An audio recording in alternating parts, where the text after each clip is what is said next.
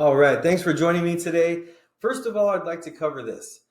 Everybody in America is usually about comfortable spending one third of their income on rent. What does this mean to me as a real estate agent and a real estate investor and a guide to other people using their VA loans and using their primary loans in order to grow an investment property portfolio? Right? For first off, let me just say this as a disclaimer. I'm not trying to coach people to do fraud. When you use your VA loan or FHA loan or your conventional loan with less than 20% down, that's usually a primary loan, which means you've got to live in it for 12 or more months per the VA. You'll have to look at the FHA and conventional rules and the specific bank rules that you're dealing with.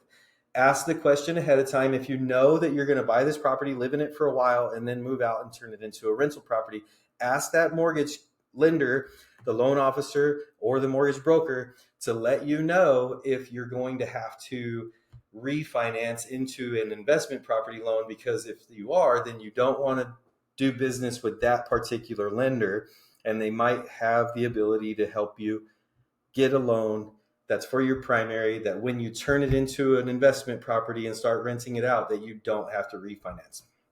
So moving on. Why did I say that people are willing to pay a third of their income on rent? Well, if you look at retirement, you say, well, I did 20 years in the Navy and I get half of my base pay, and then I have my VA disability, and I'm bringing in a little more than about half of what I made while I was in the Navy, right? So I don't have enough to retire.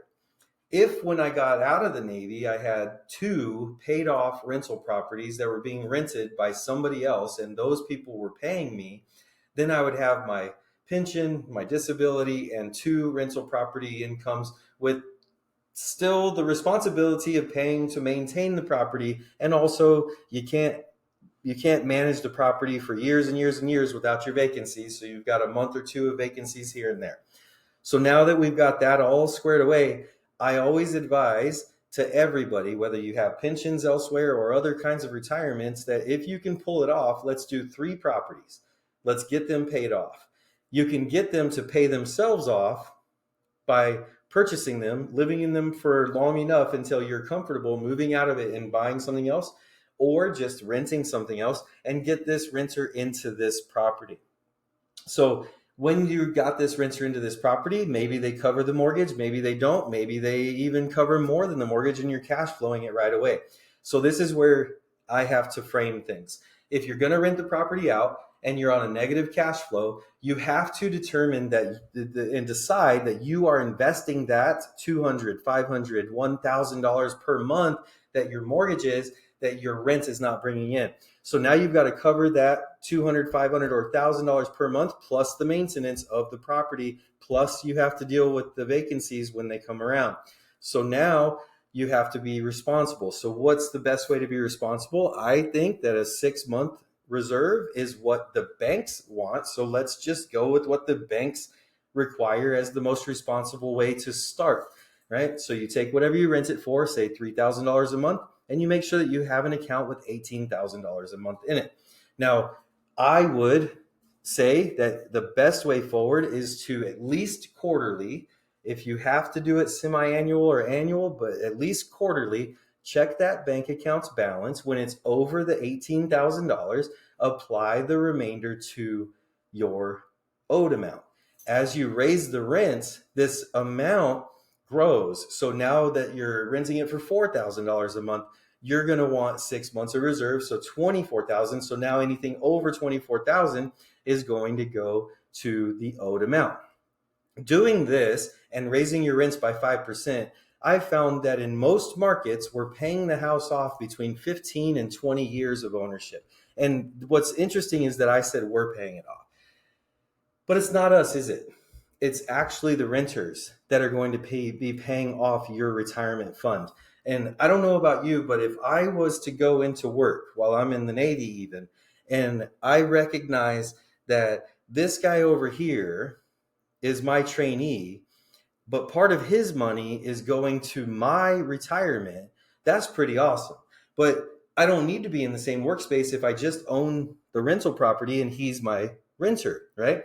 So now I'm going to take about a third of his income and it's going to come into my economy. And yes, I do have to pay the mortgage and I do have to pay the maintenance of the property. However, I have this 6 month reserves over here, and that 6 months reserves account is going to grow because maybe my mortgage payment is $3,000. And at first, when I started renting it out, it was $2,500 a month. So I had to reinvest $500 per month into that account when I was the owner, or when I was the owner and the renter was not paying as much of my mortgage. But in the reverse way, where the mortgage is $3,000, but I'm paying or I'm getting paid $3,500, right? In that $3,500, my account is growing and growing and growing. And at this point, my account has to be 21,000, but I'm not getting called in. So every month I'm paying out 3,000 and I'm bringing in 3,500. I'm paying out 3,000, I'm bringing in 3,500. So if I didn't have any vacancies and no maintenance items came up in that quarter, then I would have that extra $500 a month times 3 gathered up. So my account balance would be probably somewhere around $22,500. Take that $1,500 and strike a check to your mortgage company on that property and say apply to principal. Why do this? Because that 15 to 20 year mark, when it's all paid off, you still have your reserves account because maintenance doesn't go anywhere. And you still have to pay your property taxes and insurance from that account, right? But now you're still keeping your reserves account at the 6 month mark, and you're gathering up not an extra $500 a month, but an extra $3,000 a month. And what do you do with that money is something that other people have asked me.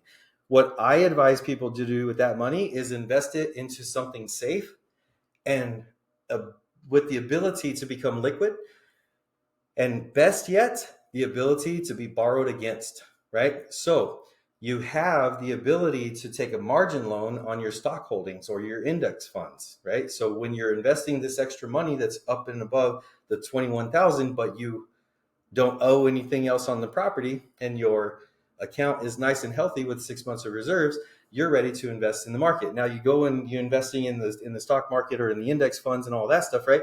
But you're gathering up a certain amount. Then another opportunity comes up in another property. Boom. Now you don't have to go live in it on your primary loan and then turn it into a rental when you're done living in it. Now you can just clearly go to the margin lender and say, hey, give me $100,000, and then go to the real estate agent and say, hey, we're going to buy that $500,000 place with 20% down. Now I owe $400,000. Now I'm going to rent it out for $3,500. I'm going to have this account that grows to $2,100. And how do you do this faster? Is you keep raising your rents by 5%. There's 3 reasons to raise your rents by 5%, and I can go in depth later on them. But number 1, you're protecting your investment.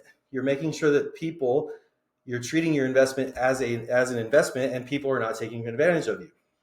Number 2, you assure that you always have enough money in your reserves account so that you can cover those major items. Maybe something like HVAC or roof, or even 2 of those things come at the same time, right? Pool equipment needs to get changed, irrigation stuff goes bad, there's repairs that have to happen, painting, carpet, whatever, right? So now you have this fund over here. So the third reason that you always want to raise your rents is because, and this sounds really, really kind of messed up, but it's because you don't want to get stuck with that renter forever.